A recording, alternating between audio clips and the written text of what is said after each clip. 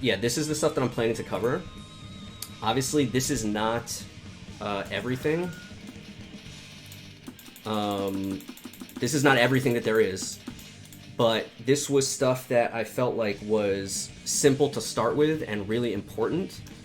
And yeah, it's just I think it's just a good starting point. Some of this stuff gets a little bit specific, so I'll try to point that out. But especially the beginning stuff is going to be very straightforward. Where should we go? Let's go to Castle. Okay. So, anti-venom stuff. I think whenever you're talking about anti-venom stuff, the first thing you always have to talk about is pressure. And this is really where Sejam was having the hardest time. So, we're going to talk a little bit about how his pressure works and how to get out of that pressure. And what your options are. The most important thing that I'm going to keep trying to drive home is that it's not about... Venom's pressure is so strong that it's not about countering the pressure. It is very difficult to counter it directly. You need some kind of like character-specific option. There's really not anything that's going to be general or generic that's going to counter his pressure straight up. You may have stuff with your character, like right off the top of my head, like Testament, 2H. You might be able to go through certain Carcass raid strings or things like that, but I'm not going to get into any of that. All right, I'm going to get into just general theory of the pressure and universal options that any character can do, and kind of just the idea of understanding what your options are at different points, okay? So we're starting with, I think, the most important thing to understand, which is slash Carcass raid in the corner. So I'm not even going to get into any of the other special moves. I think the other special moves are much more self-explanatory when you start to talk about Stinger Aim, Dubious Curve. Those act like, you know, special moves that other characters have similar stuff, and you can probably figure that stuff out on your own. I think it's specifically slash Carcass raid that is what gives a lot of people difficulty. So first, let's just take a second to talk about slash Carcass raid and what this move is, okay? So slash Carcass raid is this move, okay? What I always tell people, if you're newer to Guilty Gear, to try to give a frame of reference, is you can think of this as like a sonic boom. It's like Guile's sonic boom, okay? When you look at the total duration of the move, most of the frames of the move are in the startup. So it has, you know, average to higher than average startup. I don't even know exactly, but... and then once it starts, the projectile becomes active pretty quickly, and it has very low recovery. So the idea is that if you block this move, Venom is going to be at advantage. And so I tried to estimate those advantages. I did a little bit of lab work earlier, and that's what the table is showing. So what we're going to do is we're going to talk about Carcass raid from different ranges, because I think the problem a lot of people have is that they look at they ask the question, what do I do about Carcass raid? And that's not the entire question. The question really has to be broken down into what do I do at Carcass raid, about Carcass raid from different ranges, because the range dictates everything, especially because the range also has a relationship to how big the gap is going to be in a couple different ways. Not only by distance, because the projectile has travel time, but also you have to consider that if I want to do a string into a Carcass raid from this range, my options are limited as to what normals I can do from this range. I can do 2S into Carcass raid, I can do 2D into Carcass raid, but both of those normals are not that high attack level, so they have less blocks done, so the gap is going to be bigger. We're going to talk a little bit about 5H. That's an exception, and we'll talk about that in a little bit. But yeah, so again, just kind of to ease into it here, I want to drive home again the point here of what we're going to look at is understanding Carcass raid from different ranges, because it is totally different the way you want to interact with it at the various ranges. So another thing just to keep in mind is that will the doc be shared after the stream? I can share it after the stream, yeah. I didn't really think about it, but yeah, I can share it.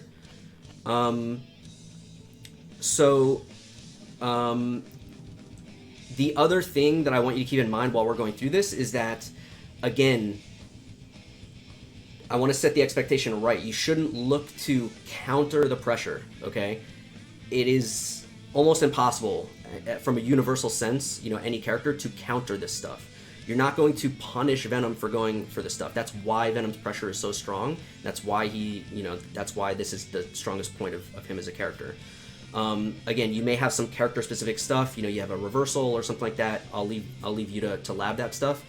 But what we're going to cover today is universal options, which is going to kind of turn it into escaping. I want you to be in the mindset of, how do I escape the pressure, okay? Don't get greedy and try to counter him, and I'm going to show you why. But just think about escaping, and that's why in the table, I have a whole thing about jumping, because we're going to talk a lot about jumping, okay? All right, so let's start looking at stuff. So first thing is we're going to look at close range, okay? And I'm gonna show one example of close range, and we'll talk about some of the other ways that he can get a close range Carcass raid. Okay, so what do I mean by close range? I mean something like this. Okay, so this is what I consider a close range Carcass raid. Okay, now at this range, this type of range, because again, you know, it's just general. At this type of range, there is no gap. I want you to look at my inputs. As soon as I block the close slash, I'm going to hold down forward, and it's going to auto block. Notice that I'm holding down forward right now. Okay? So this is so close. Whoops. What the hell? This is so close. Oh, I have it on random. Okay, let's do this. Oh, that's fine. That's not right.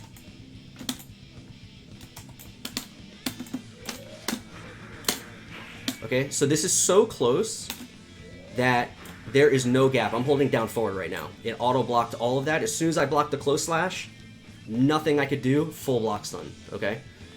So at this range, you can see in the table, I have the gap listed as 0 to 1 because depending on the exact range, there may be a small gap, but the idea is that it is either gapless or an incredibly small gap. Also, you can delay the cancel, so I could do this and create a gap.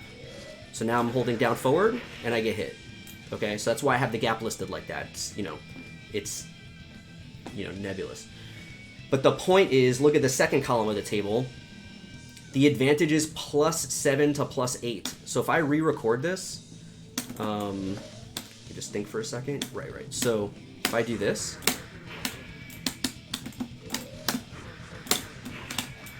so 2P is 7 frame startup. Again, I'm holding down forward. Completely gapless block string. Once I blocked, I'm actually going to let go of the stick. Full block stun, okay? There is no gap in that pressure, okay? So I wanna drive that home because, again, we're trying to frame what your options are both before and after the Carcass raid. So in this case, you almost have no options. If Venom chooses to do it at that close range and then chooses to do something fast enough, there will be no gap. And the real danger here is if he does something like this. This is gapless. You have to block low. You have to block low. Okay, I'm holding down forward, gapless. If you do anything other than block low, you try to jump, you try to hit a button. I mean, you can hit a button if it's a low, but there I was holding up or I was blocking high. Same idea. Okay? So kind of point number one here is that at this range, you have very few options. This is very strong. Now, what is the kind of flip side of that? Why is this so strong, right? Like, why doesn't Venom just do this, forever, basically? So one thing I didn't mention yet, so we talked a little about Carcass Raid and how it works. The other thing maybe you didn't notice when I was showing it before is that this is a charge move, okay? So it's like a flash kick. It's like Sonic Boom properties with a flash kick motion, okay? So Venom is restricted in that way when and how he can use this. So I can't just do, close slash Carcass Raid, close slash Carcass Raid, close slash Carcass Raid forever, okay? Now, with that said, there are some strings where you can do multiple Carcass raids. Maybe you'll see some of that stuff later, but just, again, something to keep in mind, okay? So, from this range, what are your options?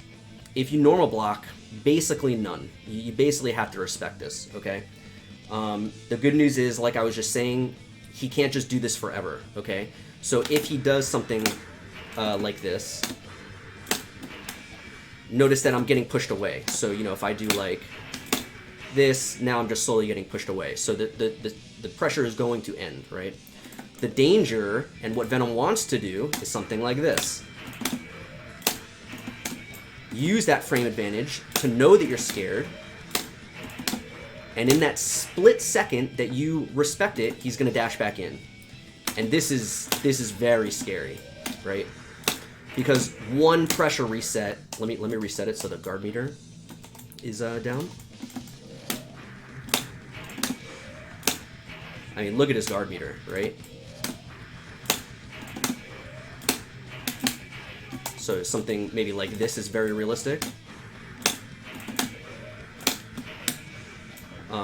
And his guard meter's flashing. So, you know, when you block the close range Carcass raid, this is really where you have to choose, like, you know, do I want to try to be brave here, or do I want to respect it? And you have to get a feel for how much the Venom is taking advantage of the frame advantage. Okay. Yeah, and Noah makes a great point. This is where Venom does low damage goes out the window, because he's jacking up your guard meter, and then when you get hit, he's going to do a lot of damage, right?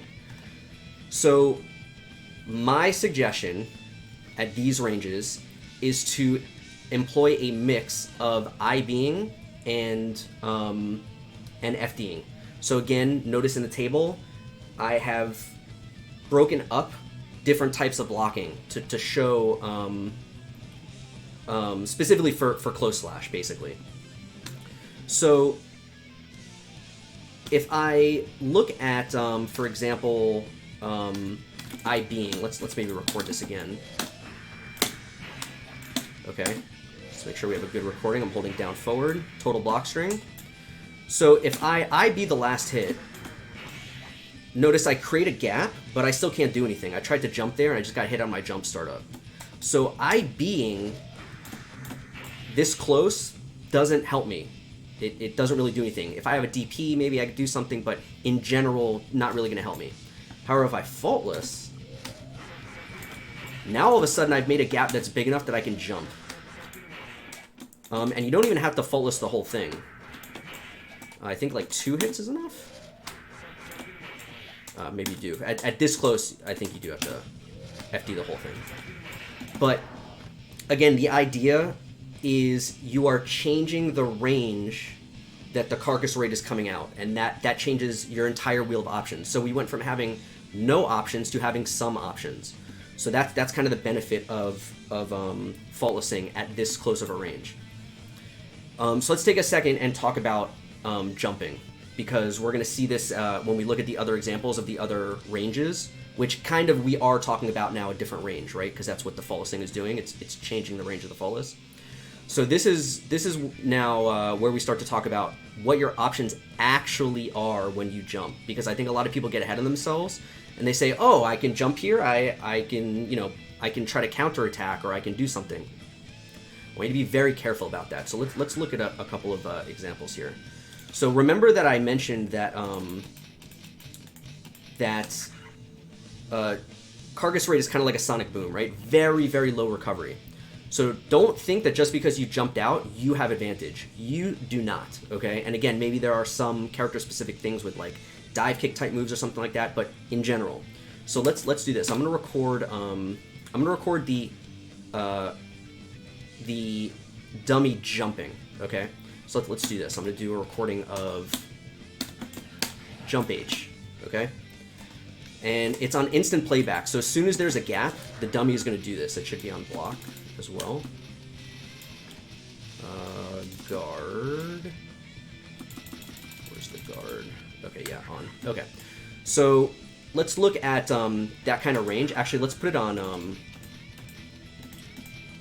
guard frame faultless. Okay, perfect. Why didn't he jump though? Still getting used to the new, how to set the new options. Playback mode. What is it I want? Oh, playback. No, I want playback 1, flip an instant. How do you, I forget now how you set it to reversal. Flip an instant. How do you set this again? There's like a guard action or something, right? Yeah. Where's that memory? Is it this? Oh, yeah, okay. No. Which set? I was doing it before, now I forgot. In state? Did I not record it?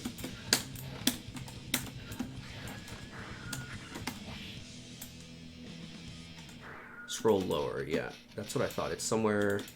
Is it this? Oh, reversal action. Here we go. Yeah. Okay. Okay. So now, when he leaves block stun, he's going to jump forward, okay? So, let's look at the same exact string. Okay, he jumps out and jump H's me. Looks great, right? The problem with this is that the recovery of Carcass is so small that Venom can recover fast enough to counter that. He can anti-air that. So if I do this, I can just 6p. I can air throw. I can stop you from doing this, okay? And this is where a lot of people, like I said, they get ahead of themselves in the matchup. They think to themselves, oh, I know how to deal with the pressure. Faultless, jump out, react to the Carcass Ray, jump over it, and boom, I'm in there. You're not in there. You are where I want you to be. You are trying to wiggle out, and I'm gonna punish you for that. Same idea if you air dash. This is very common. I'm gonna do a different string this time. Let me just make sure. Okay, so now the dummy tries to IAD on frame 1, right? So let's say I do something like this. Air grab. Extremely common. Whoops. This is extremely common, okay? So a lot of people air dash because they want to escape the corner. They think, I'm going to air dash over and take the corner from him. You're not. You're going to get air grab. Don't try, okay? So, I felt that. Got air thrown often there before understanding this, yeah. So, against lower level Venoms, they might not be prepared for this situation. But for good Venoms, they want you to try to do this. They want you to try to take advantage of the fact that you created space, okay? So, you got to be very careful with this. And now, I'm not saying never do it. I'm just saying you have to understand your options, okay? Understand your options. So, with that in mind, what do I recommend then? What is a good thing to do, right? So here's my recommendation. Let me re-record this.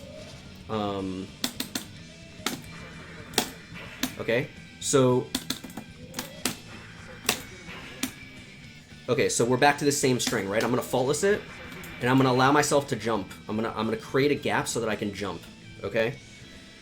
If you jump up instead of forward, now you have given yourself options to try to fight what Venom can do to hold you in the corner, okay?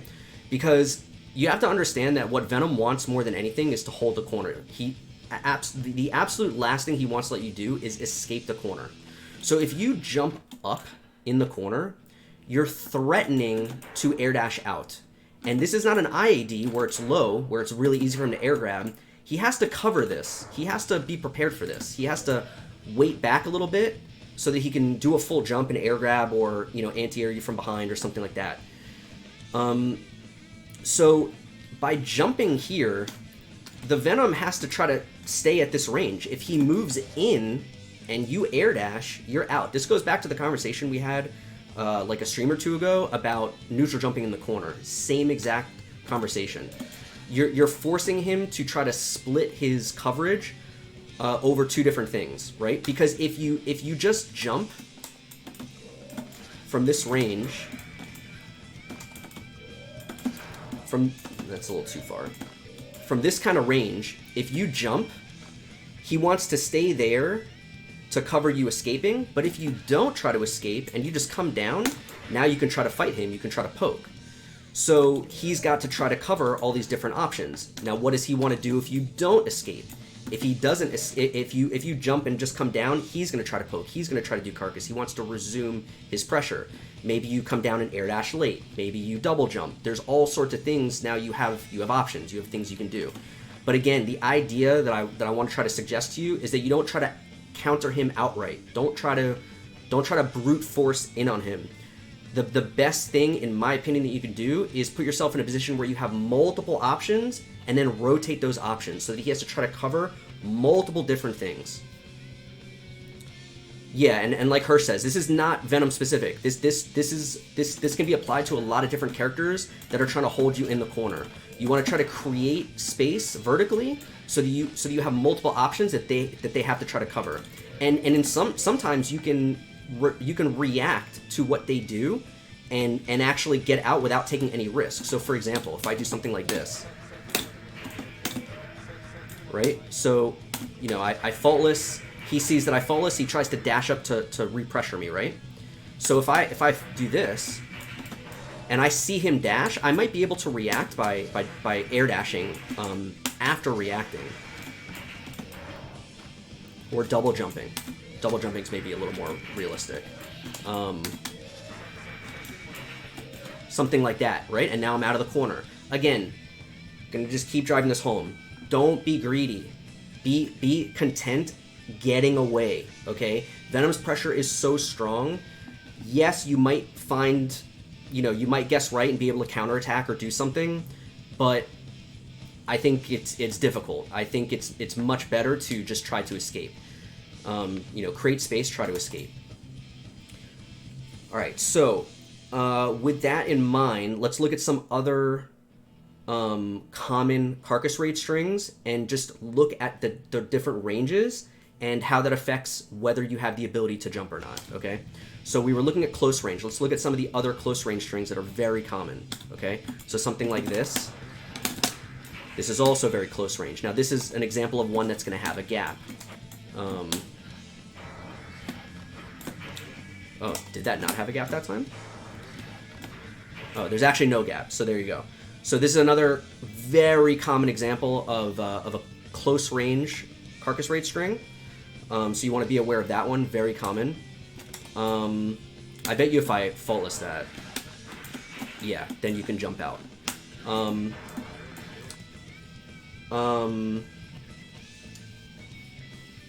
Okay, another one is this. Not that. This one's going to take me a couple tries. This is one of the hardest Venom strings. This one. So this is 2k into 2 hits of close slash into Carcass raid. Again, very small gap, if any. So I'm holding down forward. There was a gap. I believe you can do this one. If you do it really tight, you can make it gapless. Might not be able to actually do it. This string is pretty tough. Very little time to actually get the charge for the Carcass raid. There you go. That one was gapless. Yes, the 3-hit move is close slash. Yes. Yeah, this move, this is just close slash. It has 3 hits. All of them are cancelable. Okay, so yeah, so this can be gapless. I think more often than not, it's going to not be gapless. But that's another very common one, even though that's one of his hardest strings. So I would say those are like the most common ones. And again, my recommendation against those ones is to faultless. Now let's look at some of the medium ones. So the medium ones, notice in the table, the medium ones and the far ones have a lot of similarities. So we're going to kind of group them together, but not really. So I think this is probably the most common string that you're going to see. It's 2k, 2-hit close slash, 1-hit sweep. Okay. Now I really want to talk about this one for a second because I think by far this is one of the most common strings you're going to see once you start looking for it. The reason this is so common is because this one is so good, but it's way harder. So again, this is why it's important to understand the mechanics of Carcass Raid. Remember, it is a charge move, okay? He has to get a charge to do Carcass Raid. So when you think about this string, I'm hitting 2K, then I'm hitting close slash, and then immediately after I hit close slash, I'm charging. And there are some tricks there with buffering and delaying my cancel, but the idea is that I'm getting the full charge in the 2 hits of the close slash, which is difficult. So because it's difficult, a lot of players don't use it a lot. A lot of Venom players, they go for easier strings. How do you make it easier? You add another normal. As soon as you add another normal, it becomes trivial to get the charge. So if I do this, this is trivial now, right? I have all the time in the world. It's you know, anyone can do this string. You could go into training mode, you could do the string right away. Very easy. And yes, someone's asking if you can partition it. You cannot. You cannot charge partition in this game. So I just want to take a second and just mention that, because this string is extremely common for that reason. And the fact that 2D is a low, it's just kind of the best thing to go to, because it catches a lot of people not blocking low, okay? So with that said, let's look at this string for a second. So look at the range here. Now at this range, you don't even have to do anything. No special blocking required, just normal block, you can jump. Okay? And because of this range, the Carcass Raid is off screen, you're not even going to land on it. Okay?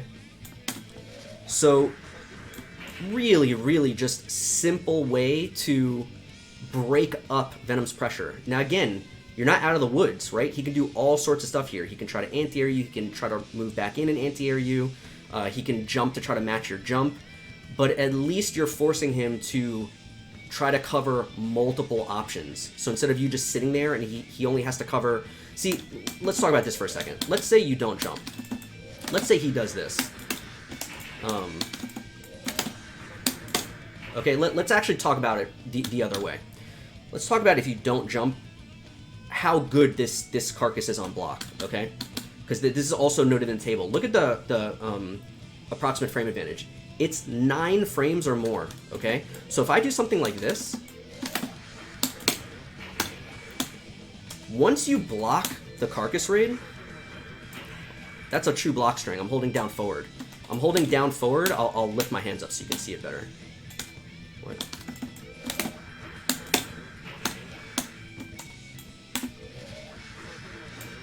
Oh, lifted my hands up at the wrong time. After blocking the Carcass. Okay, the far slash is gapless. That's how plus the Carcass Raid is at that range, okay? And again, because it's a projectile, the further away Venom is, the more frame advantage he's gonna get once you block Carcass Raid. It's like any other projectile. Okay, full block string. So what does that mean?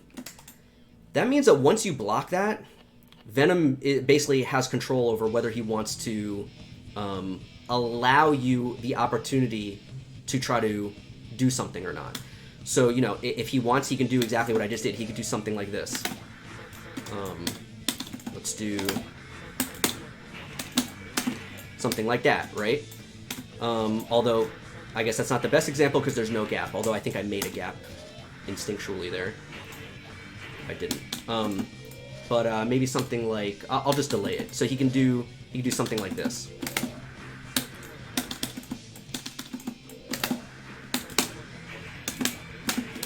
Right? And now, this is bad news. If you try to do something... Oh, I delayed it too much.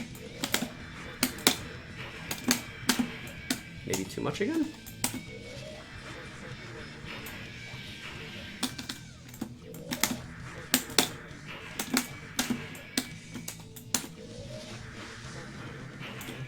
There we go. So that hit me out of my jump startup. I couldn't even get off the ground. Okay? So if Venom doesn't want you to do anything, you're not doing anything, right? It's totally in Venom's control. And similarly, he can create, because he can create a gap as small as 0, he can create whatever size gap he wants. So he could do something like this. Right? And now this is a very small gap, big enough for you to hang yourself, which is exactly what he wants. right? So like if you try to challenge and hit a button,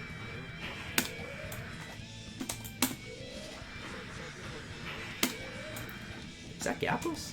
Hold on a second. No, I'm just hitting the button too soon. See, I try to hit a button, I got counter hit. So if you block the Carcass Raid, your options, like your risk versus reward, very low, very, very low here. And so it's all about, now becomes a guessing game of how much is Venom going to repressure? Is he going to dash all the way in? Is he going to dash halfway in? Is he not going to dash in at all? Right? And all those things, if you try to challenge, you're only really winning if he tries to dash all the way in. And if you hit a button any other time, you're getting hit. So not really great, you know, risk versus reward in my opinion in those situations. And again, this is why I think it's so crucial that you don't block the Carcass Raid. You try to jump the Carcass Raid. So this kind of string from a medium range, jump. And I think it's also somewhat realistic. I think if you really practiced, you could actually react to the Carcass Raid and jump. So if I wanted to try to demonstrate, I would do multiple recording slots and stuff, but I'll leave you to play with that. I think it's borderline realistic. So now the other thing here is that when he does a string like this, this is now where IBing can help you. So if you IB the hit before the Carcass Raid, now you're creating a bigger gap, and now jumping towards him becomes a little more useful because you're going to jump earlier, and he's going to have less time. Notice that Venom was still able to block there when I did that. So I'm still not punishing him. I think if I do jump H, I might. Even jump H. So if I do like rising jump H, but you know, not necessarily going to lead to anything. Sakuga, yeah, we're not going to get into that. I mentioned that at the beginning, so I'll reiterate that for the people who are just getting here. Right now, we're only talking about Carcass Raid. Obviously, Venom can cancel into Stinger Aim, he can cancel into Dubious Curve, and those are going to cover different things. We'll talk about Dubious Curve a little bit specifically for exactly countering this exact type of thing. Actually, maybe we'll talk about it right now. It's maybe a good opportunity. But I think that those special moves are more intuitive, and I think people really struggle with understanding Carcass Raid, so that's why we're really focusing on Carcass Raid right now. But yeah, we'll talk about Dubious Curve in a few minutes. All right, so this is medium. So let's just look at a couple of the other medium range strings. But again, it's any string. Basically, the way I look at these in my head is any time Venom does a normal after the close slash, which is going to be, he can do, well, he can't really do, well, yeah, he can actually. He can do far slash, but any normal after, something like this, something like this, something like this. These are all, I mean, this starts to get into far range now, but these are all medium to far range. And in every single case, if he does a normal after close slash, you're basically always going to be able to jump before the Carcass Raid hits you, okay? And that's really the big takeaway here. And furthermore, if he adds a normal after the close slash, you'll be able to IB and still jump. Because again, notice, to just recap here, if I do a close range one, and I do something like this, so because this is such a small gap, you know, the fact that it's gapless means that even if I IB, I'm going to IB the third hit of close slash here. I'll try. I still can't jump. I just get hit out of my jump startup, okay? But if I, you know, add something,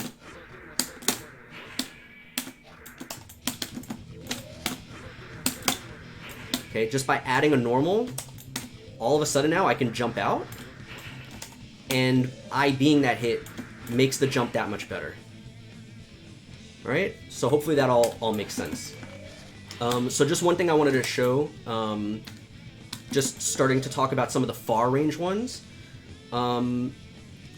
again, just to drive home how much you want to not block Carcass Raid, just look at this for a second. If I can do it. If I did this correctly, that's going to be gapless once you block the... Yeah. So look at this. Why is my recording getting messed up?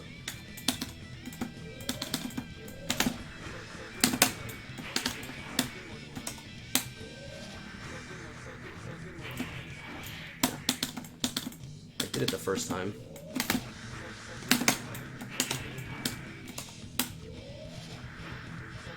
Yo, what's up, Mitch? See if I can do this again.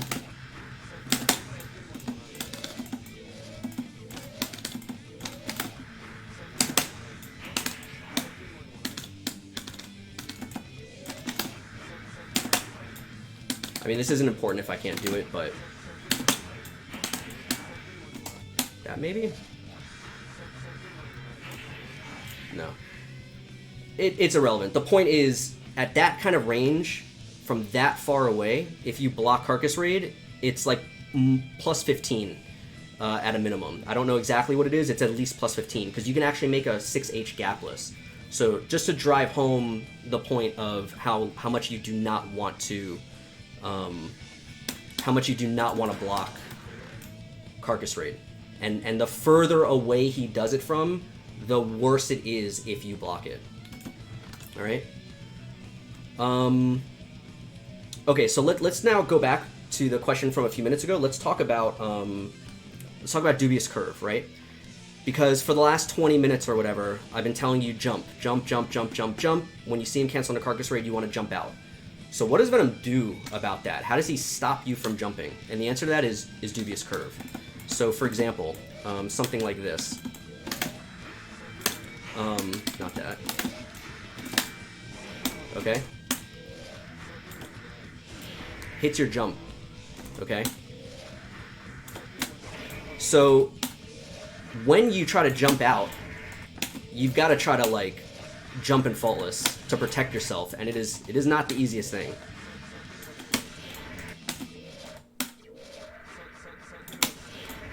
So yeah. So and this is where, you know, the layers of Venom's pressure, you know, kind of branch off, because if he thinks you're going to jump, he might do Dubious Curve, but if you don't jump and you block Dubious Curve, now you're basically out of the pressure. Yeah, it's an air hit, he can combo off that. Yeah, exactly. Exactly. So you can do something like, let's do this. So now I have the dummy jumping. Oh, let me take it off faultless. So if I do something like this, I don't know what the best way is to combo off this actually, but theoretically he can combo off that. If I delay it and hit it higher, it's actually going to be better.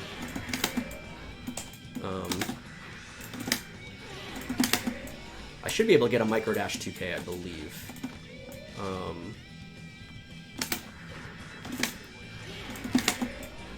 That should work.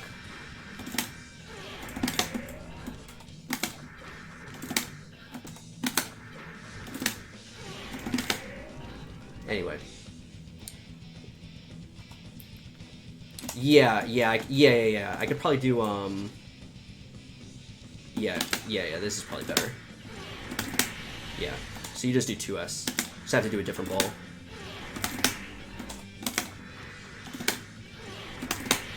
So yeah, you do not want to get hit by that in the corner. You're going to be hurting if you get hit by that. So yeah, so that's just another level to understand of, you know, where the layers can get to once you do start jumping out. What's up, Hotashi? Okay, so that is the corner. Let's talk about Carcass Raid mid-screen now. Alright. And this is a much shorter discussion because we've already kind of laid the groundwork by discussing how it works in the corner. Okay? So, again, if we just look at some of the more common strings, I'm going to do what I consider the best string, right? So 2-hit close slash into Carcass Raid. Basically can always jump. okay? Because you're not cornered, like if you were to do this in the corner, oh, you can jump down in the corner even. But yeah, actually, I guess if he has running momentum, let me see something. I didn't look at this earlier. Can you jump that? I actually don't know. Oh, you can't jump that. All right, so it's actually, yeah, it's basically the same as being in the corner. But the idea here is that jumping back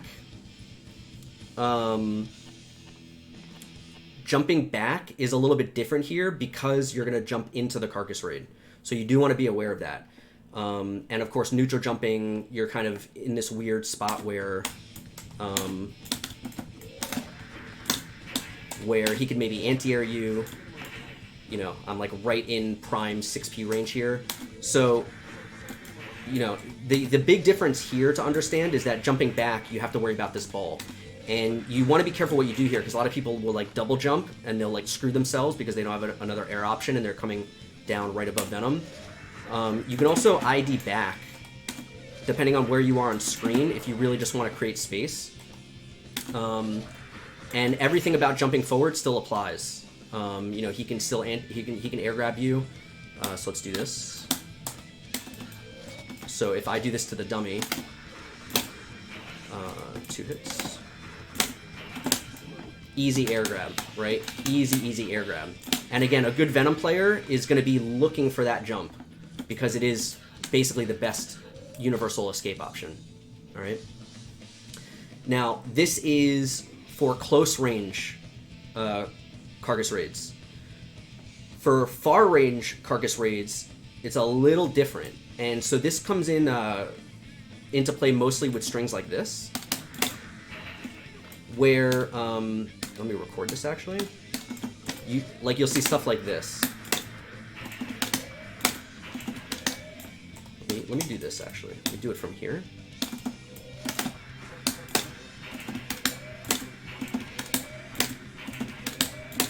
Okay, so let's look at this for a second. This is also very common. Now you have to understand the point of this type of string, okay? So we start off with a very normal string, right? Like I said, probably the most common Venom string that there is. 2-hit close slash, well, 2K, 2-hit close slash, 1-hit 2D into Carcass raid.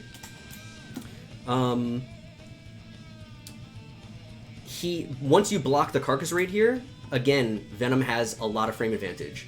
So Venom wants to take advantage of that frame advantage, but because you're mid-screen now, you got pushed back by the Carcass. Remember, in the corner, if he does this, there's no pushback on the Carcass, so he's really close, right? But mid-screen, when he does this, you get pushed away by the Carcass also, so he's not as close. So he wants to repressure, and he wants to dash all the way back up, but to dash all the way back up, he has to dash farther because it's mid-screen.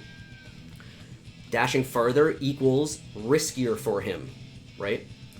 So the low risk option for Venom here is to do this string, which is a small gap between after you block the Carcass raid and when he hits 2K. So in this string, if I did it right, if I try to interrupt here, I'm just going to get hit. Right? So I see him dashing in, I try to hit a button, I just get counter hit. So there is a gap, but the gap is there so that I can hang myself, right? Venom is trying to get you to hang yourself. Now, what's the flip side of this? What's the downside to this? The downside is that he's doing 2K 2D from this range where he has very few options. He doesn't have a charge for a stinger aim. He can do Dubious Curve. He can do Carcass raid. But again, if you just block this, the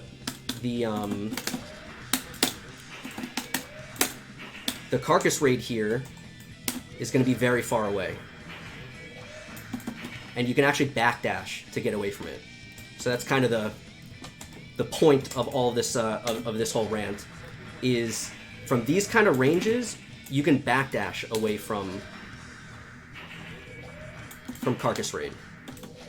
And that is something that does not have any application in the corner. You can't, there's nowhere to go. So that's something that's exclusive to mid-range when he's doing Carcass raid from far away. All right. And there are some mid-screen strings. Here I'm doing a repressure, but there are some mid-screen strings that can just lead to that straight away. Something like this, where he adds 2 normals after the close slash. He just backdash away, okay? Yeah, like Noah said, just to keep driving this home, the most important thing to understand is you do not want to block Carcass Raid. So if you forget how some of this stuff works, think about how do I not block Carcass Raid. That is the goal. You just don't want to block Carcass Raid. And yeah, and if you do block Carcass Raid, understand that you are severely disadvantaged, okay? Severely. Okay. So I think that's going to cover all of the Carcass Raid stuff. So now let's talk about some of the other just miscellaneous stuff in the matchup that may or may not help you. Jump-ins, how to deal with jump-ins. So a lot of people know about Jump H, right? Very notorious move. And I think that the thing with this move is that it looks a lot scarier than it actually is. I'm not trying to downplay it. It is good, okay? It is above average by a significant amount, above the average jump-in. But I think a lot of people try to anti-air this and they fail, and they like traumatize themselves into never trying to anti-air it, okay? You can anti-air this button, you just have to anti-air it faster than you do a lot of other buttons because of the downward angle, okay? So if I record, for example, this jump-in, notice I can anti-air it. And this is not, you know, this is not because I'm playing Venom. Let's switch characters. Let's switch to Soul, okay? Because Venom does have a good 6p, right? Let's look at Soul. Easy, right? I'm not even reacting that fast, right? That was pretty low. Not hard to anti-air. You just have to be ready. Against a lot of other characters, they have to wait longer to do their normal. You get more time to react. So the point is just you have to react quicker. But again, if you look at like, let's see if I can get this see if I can get this frame.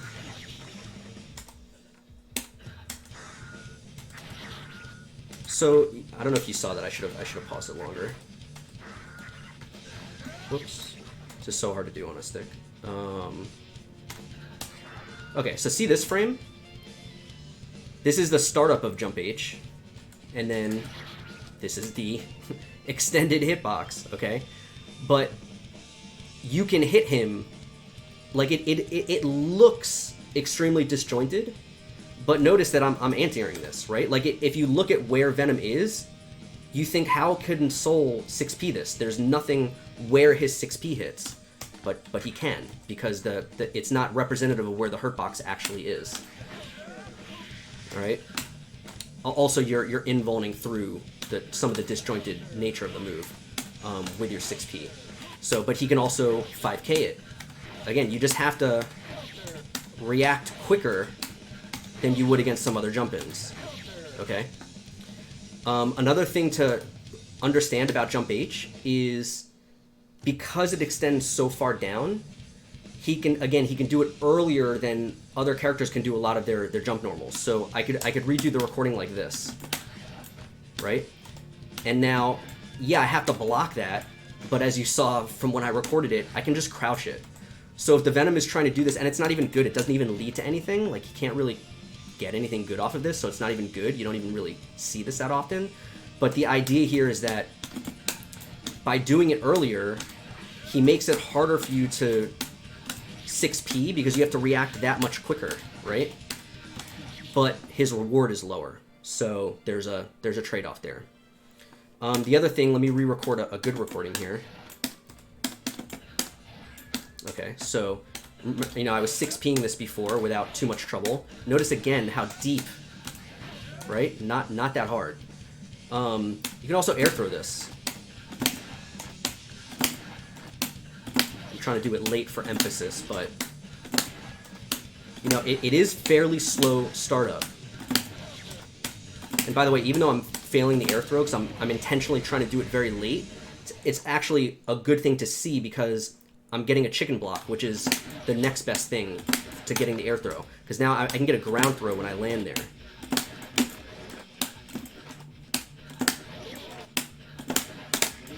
or air throw after the IB, right?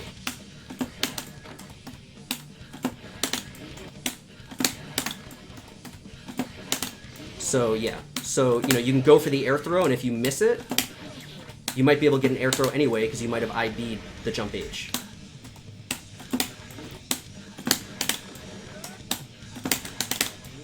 So yeah, just something to understand about jump H. One other jump in that we're going to talk about here is jump K.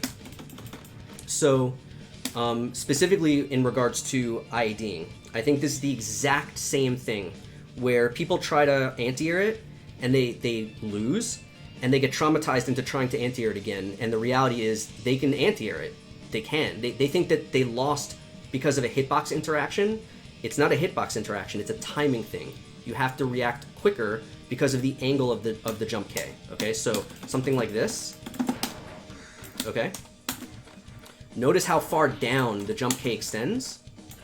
Okay, so this is going to hit me if I'm standing, and it's going to hit me if I'm crouching. But I can 6P this. Not very hard to react. I'm trying to do it as late as possible. Okay. Now if you react late, then yeah, by the time you reacted, you've already gotten hit. So, but you can certainly anti-air this. All right. Is there anything else with jump K? I think that was everything about that. I was looking at like Soul gets a ridiculous combo off this, by the way.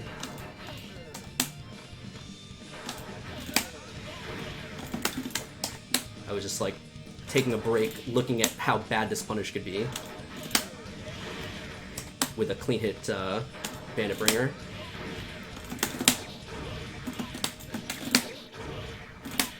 Whoops, but yeah, you get the idea. Hydrate or dihydrate? Good call. Well, I cover map struggle stuff. Tozakaze, that's a good question. I did not plan any of that, but we can talk about that at the end, definitely. That's a pretty easy one, actually. Remind me at the end of the notes here, we'll talk about that. Okay, so last thing here that we're going to talk about is Venom's mid-screen ideas. So, what is Venom trying to do mid-screen? So from this kind of range, do I want to switch the dummy? Yeah, let me switch the dummy for a second. So from this kind of range, really what Venom wants is one of two things. He wants to get multiple balls out and take control of the neutral that way, or he wants to try to transition from this mid-range range to a close range, okay? So the first idea, just getting multiple balls out, he could do something like this, right? And now he's got control of the screen and he's, doing whatever he wants to do, okay? The other idea is he does something like this, and he runs after it. And now if you don't stop that in some way, now he's in and he's pressuring you, okay? So the idea here is that this little situation of far slash or 2/, canceled into ball summon, number one, you can treat them almost identical, and number two, they come up extremely often. And you want to understand this situation kind of in detail. So this cancel is extremely negative. Venom is at a large disadvantage when he cancels far slash or 2/ into ball summon, because they are both not very high level moves, okay? So, for example, if I record the dummy doing this, and then blocking, I'm blocking right now, I can actually punish this with Venom. I beat by mistake. That is a punish. Not only is it a punish, it is a counter hit punish. Ball summon is counter hit recovery the entire duration. The whole move is counter hit state. So, if I have a charge, whoops. So if I do like this, I can try to get some kind of real punish spending meter. A little too far, but you get the idea. Yeah, Eddie 2S, right? Eddie counter hit 2S into drill, you lose the game potentially. So that's the first thing to understand. Now, looking at that situation a little bit deeper, how does Venom stop you from, or let me say not stop you, but dissuade you from doing that? Make it so that you are not in a situation, not prepared to do that, right? So instead of canceling the ball summon, he can cancel into something else. So this is where we were talking about Dubious Curve earlier. He can do something like this. Okay?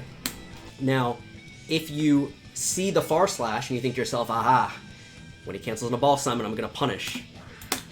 You get yourself counter hit. Oh, I beat there, but... Oh. Out of range? There we go. So, so yeah, and again, now we start to get into the wheel of options, right? Because now if the Venom starts doing this, you let it whiff and you whiff punish it, right? So now, you know, you can kind of see how the wheel of options starts to turn here. So, you know, if I'm playing Venom and I see, we were talking about this at the beginning of the stream in Exerd, Noah was asking me about Elfelt, and in Exerd, for example, Elfelt can punish this with 5H. Just 5H, punish. So if I see that every time I do this, Elfelt is doing 5H, I'm just going to start doing, in that game you do Q5, but in this game I would do this. And then the Elfelt says, oh, he's countering me, you know, hitting 5H after the far slash. Now I'll just do nothing, and then with punish the Dubious Curve. And then I could do something like this. If they stop doing that, I can do something like this, right? And now I'm safe on whiff.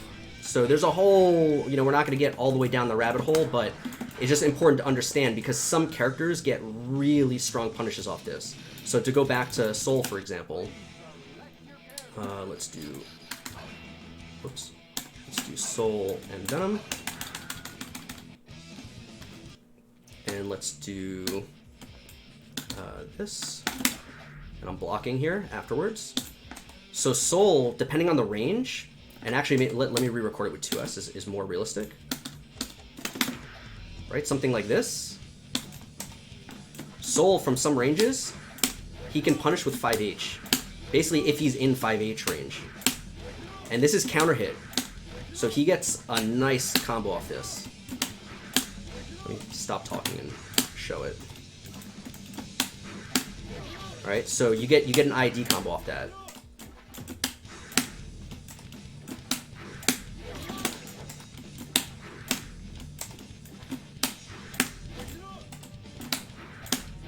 And this may look unrealistic.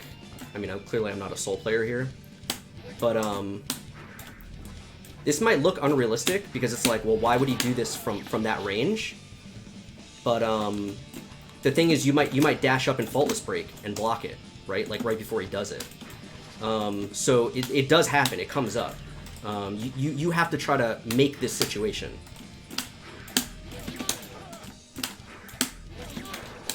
There we go. Alright. Can you Bandit Bringer? No. Bandit Bringer only works on crouching counter hit as far as I know. So yeah, so, you know, depending on the character, you know, we were talking about Eddie. Eddie is very similar. Haven't looked at this recently, but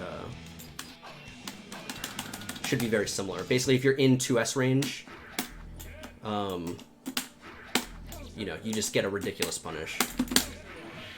That's like insane in the Eddie matchup. Very, very powerful. So, okay, so we talked about the wheel of options. You know, Venom, you want to look for this, but Venom does have ways to counter it that you want to be aware of. So now let's talk about some of the other options, okay? How does Venom really take this, like, to the next level? So, let's look at Venom again. Okay, so if you're respecting this too much, you really, like, open the door for Venom to do some really, you know, silly things. Stuff like this. Stuff like stuff like this. You know, and then he doesn't have, this is P-ball. He doesn't have to do P-ball. So this is the last thing I was going to talk about. This now we're really getting into some granular stuff, but because Sajam mentioned it specifically, I figured I would cover it. This. So this, first of all, just so that you are aware, this is KD ball. So this is the D variant of the K ball. So this is normal K ball. This is KD variant. And one of the things that I think is very strong, I don't see a lot of other Venoms do it, I do it all the time, is you summon a KD ball, and you do running jump, jump P, and you advance with it. Whoops.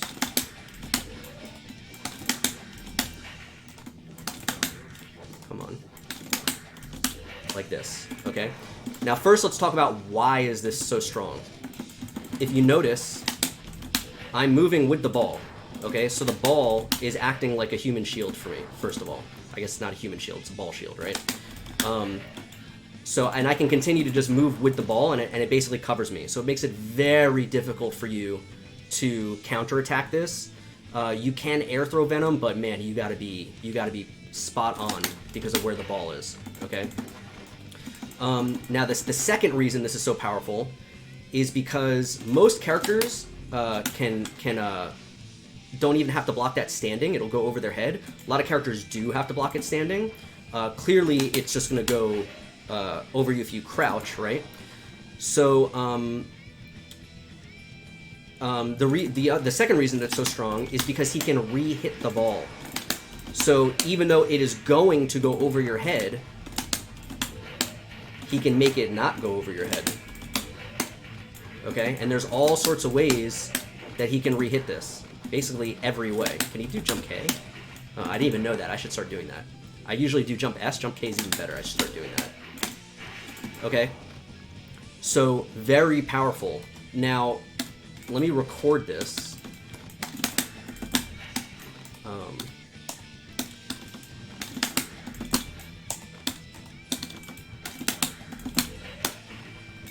Alright, so now we're going to look at trying to anti-air this.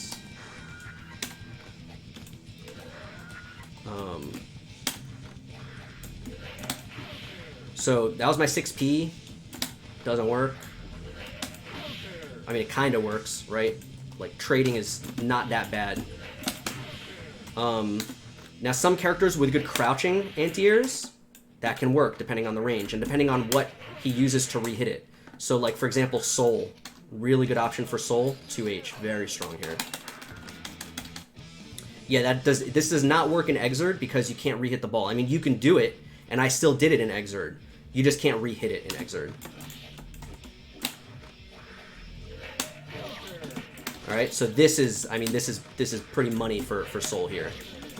You're either gonna trade in your favor or the ball is, the ball re-hit is gonna whiff. I think jump H still this will work.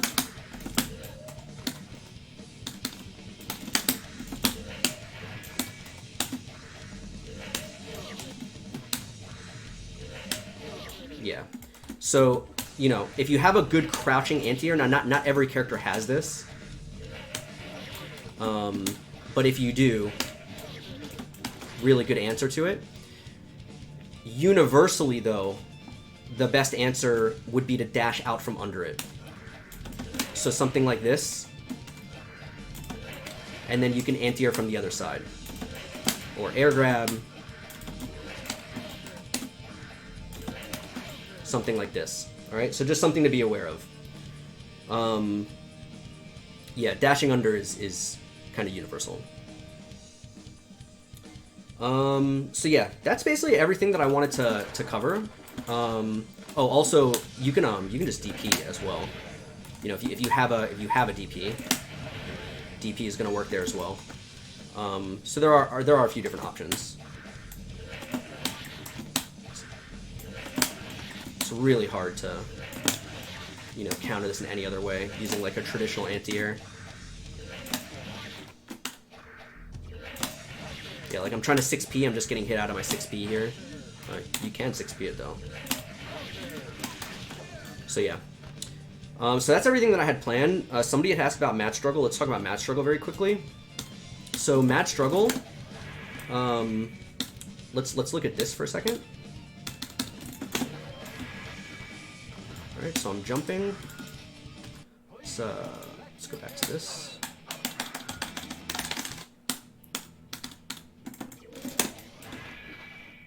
Okay, so if I block this, notice the frame advantage. Whoops.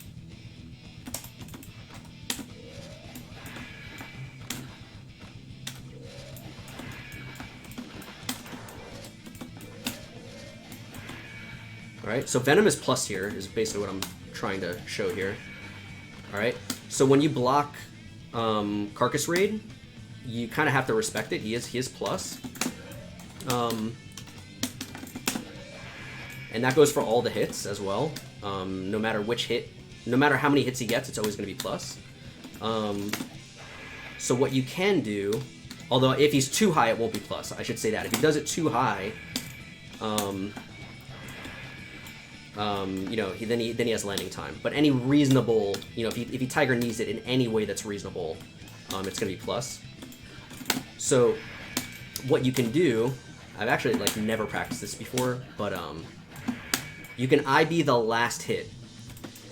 Even if you IB the last hit, let me actually all right, well, let's do this first. Let me think for a second. Okay, so let's look at this. I actually haven't really looked at this before. So there should be, I believe it's +4 in this game also. Is it more?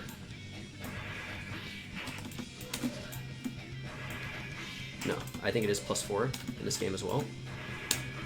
So you should be able to throw if he's too close.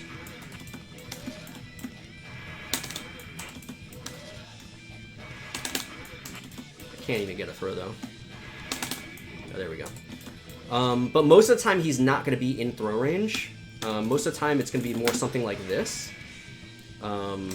which is not going to be in close range or in throw range. Close enough for throw range is what I was trying to say. Something like that. Clearly I'm not in throw range there. So what you can do is IB, and then yeah, exactly. Like Swan just said. If it's the same as Exerd, which I believe that it is, I believe it's +4 in this game as well, it becomes 0 on block. So the idea is that by IBing it, you reduce the pushback, and you give yourself more of a window to throw. But the thing to understand is that it is not a punish. Some people think that it is a punish. It is not a punish. Even if you IB. Venom can still jump out. Let me see if I can get a good recording here to show this. Okay, that should be good.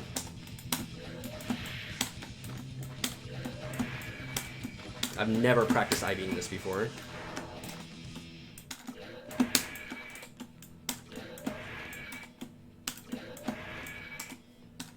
I made it harder on myself by this recording is 3 hits.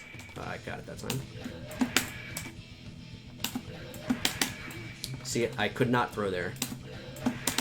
Even though I'm IBing, it's not guaranteed. So yeah. Yeah, with a little practice, it's not that hard to IB, and I think it is what you want to do, because then you have more options, but just be aware, like, it's still not... I don't know why some people think, I mean, I get why, it's like an overhead. Some people think that it's their advantage after they block it, and it is not. It is definitely not. Yeah, slash back. Now that's... If you slash back the last hit.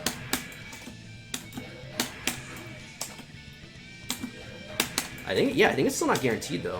Because the slash back still has 3 frame recovery.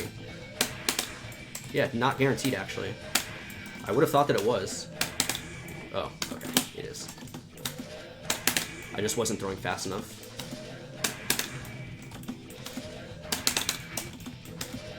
Whoops.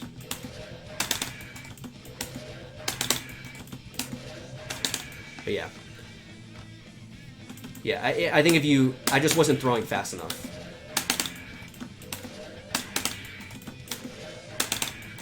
Pretty difficult though. And the thing is, if you miss that, see, there's some things if you try to slash back them, it's okay. But this, if you try to slash back and you miss it, you're in trouble.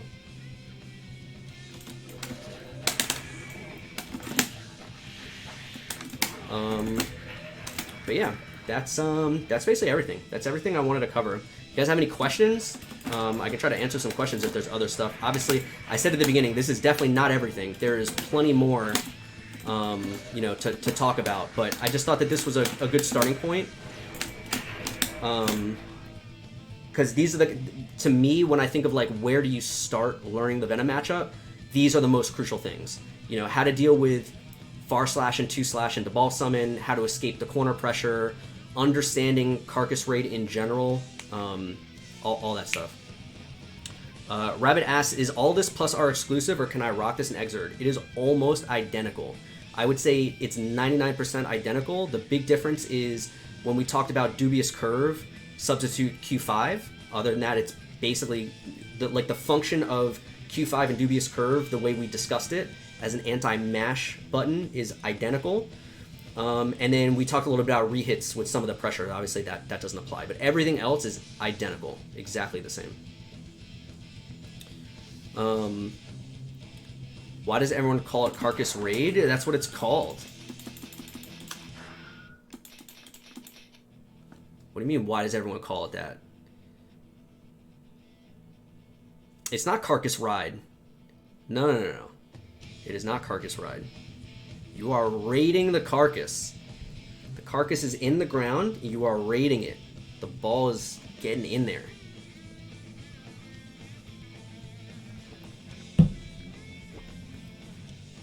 Carcass Raid. Yeah, we are raiding, fellas. So yeah, any other questions I will try to answer. Oh! I should show this. This was another thing that Sajam was like mind fucked over. Let's talk about this real quick. This pressure sequence. I've shown this before, but I'll show it again since we're covering all the anti-venom stuff here.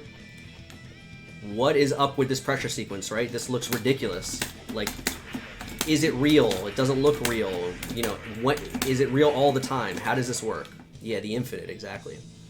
All right, so first of all, since I'm going pretty deep into stuff, let's talk about engine mechanics and like what is even happening here, okay?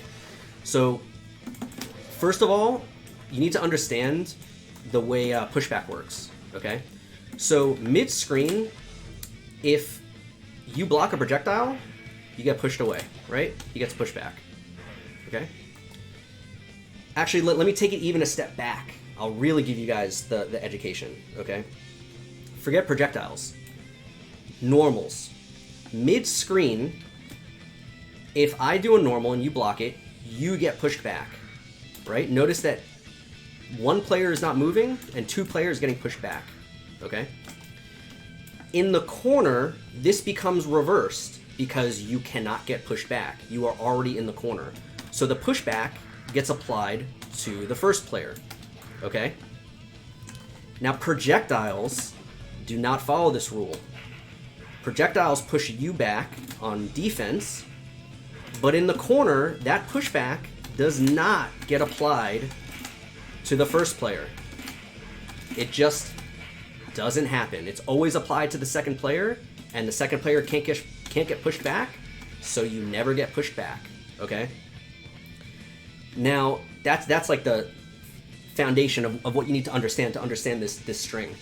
Now, the second thing is that, and this is my understanding, I believe this is correct, but I'm going to give a warning that this may be slightly wrong. This is my understanding and my interpretation, is that the way it works is if you block a normal and a projectile simultaneously, the projectile kind of overrides the pushback rules, okay?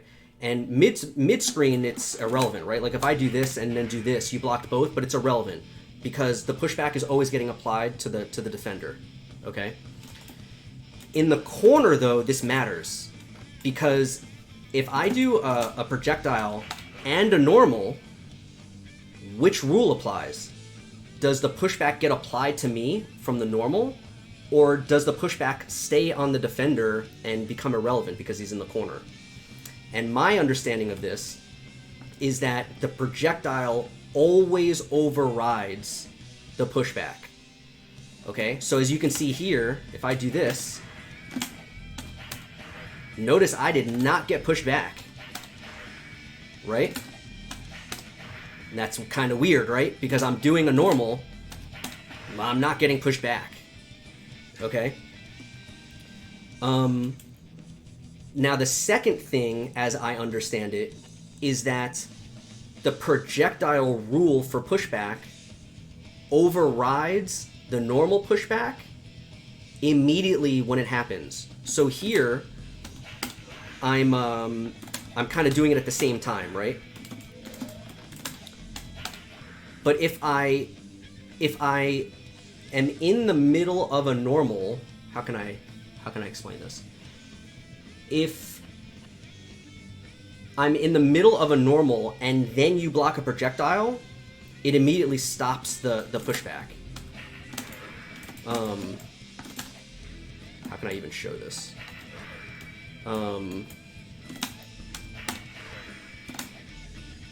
It's actually easier to see in Exerd because there's no rehits. I'm trying to think of how I can even show this. Let me send them to stand block, and maybe I can show this better.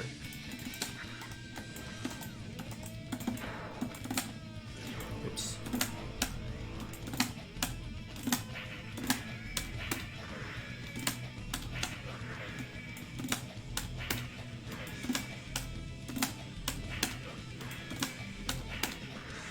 Yeah, this is really hard to show. But the idea here is that,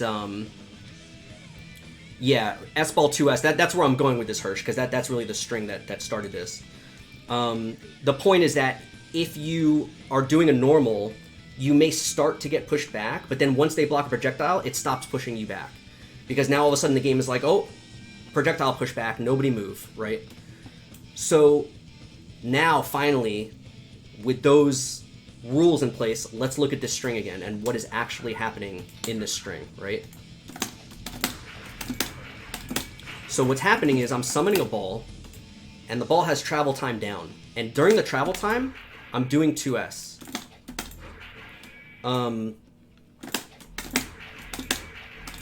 And during the 2S, the ball in the middle of the move makes contact and becomes active. So the ball is kind of getting hit meaty, if you want to think of it that way. And once the ball becomes active, once they block the ball, the pushback ends. So the closer I am to you when I do this, the earlier the ball hits you because the ball has travel time horizontally. So for example, if I do this from here, notice I'm just never getting pushed away. Whoops. Right? Because as soon as the ball gets hit, it's making contact with the opponent, and it's basically negating my pushback. But if I do it from here, notice I'm slowly getting pushed away, right? Notice very little. Right? See that little bit of pushback? Because of the extra travel time. And so the bottom line is that the way this pressure works is that it's either real or it's not real. And it's kind of like a self-correcting thing where when it is real, it's forced to end. So when I do this, from this kind of range, because I'm getting pushed back, it's real. Because the fact that I'm getting pushed back means that there is less of a gap. That I'm connecting with 2S, then there's a gap, and then the ball hits you. Whereas when I do it from here, the ball and the 2S are hitting simultaneously. So, for example, if I do this, point blank, okay, and I play that back, I can just interrupt it. I can just hit him out of this. Right? Really easy. But if I record it from here,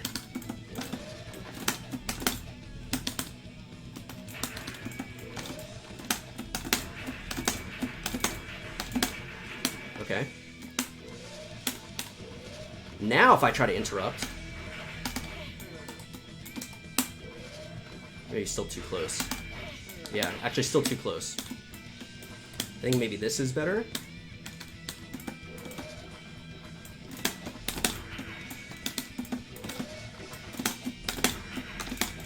That one was good, and then I messed it up.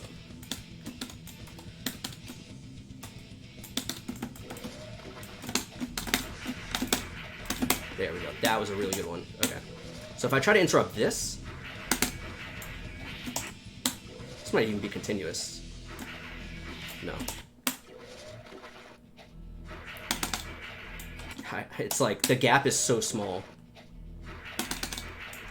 I can't even get my button to come out.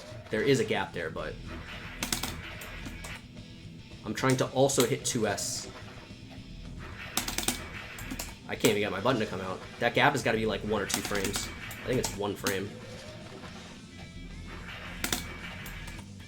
Is this gapless? What is happening here? No. I can't even get my button to come out. But you get the point. This is very real.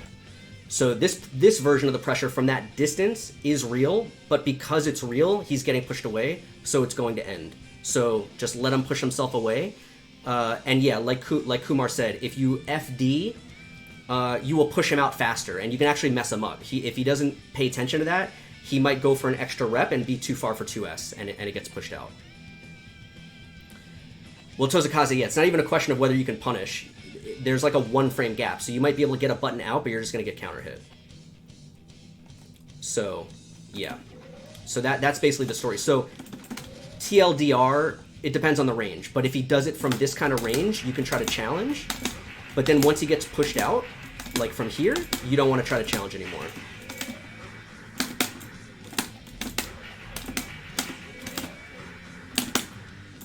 So yeah, any other questions? Otherwise, I'm either going to play some games or I'm going to probably play some games. My eyes feel pretty good, actually. My eyes are not bothering me at all, which is fantastic.